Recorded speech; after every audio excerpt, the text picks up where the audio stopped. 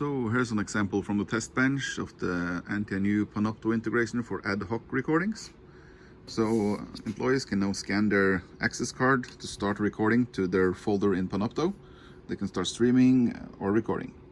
So the Crestron panel will be in the room. The Epiphan Pearl will be in the rack, so the teacher will not see this. So also this will be integrated into the rest of the room system controls.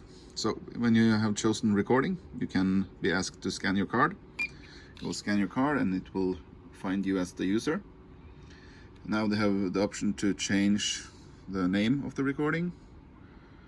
You can change the duration. Default is 45 minutes for us.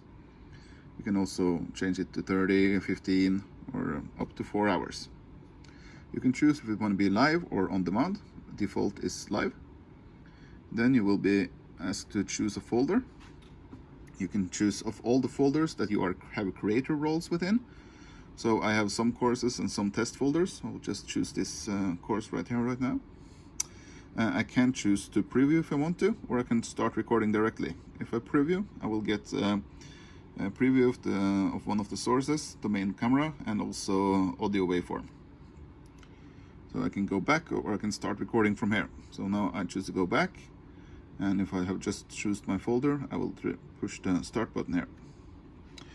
So now you can see the schedule is being sent to Panopto, and also Pearl is receiving it.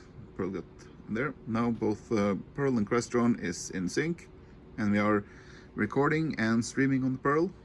And then the teacher also has the option to choose to add 5 minutes or to pause. So if I choose to add 5 minutes there now, you see that was added to the total time.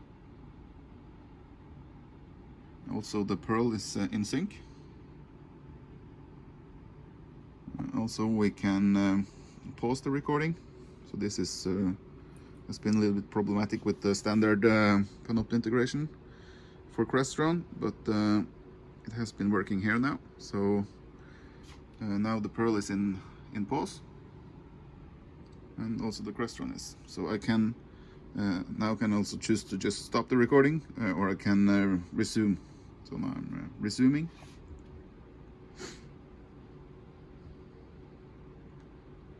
There we're back. Also, it takes some time before the time on the Pearl is updated to the Crestron, but now we see it's almost perfect in sync. The Crestron is like 2 seconds behind, but it's okay.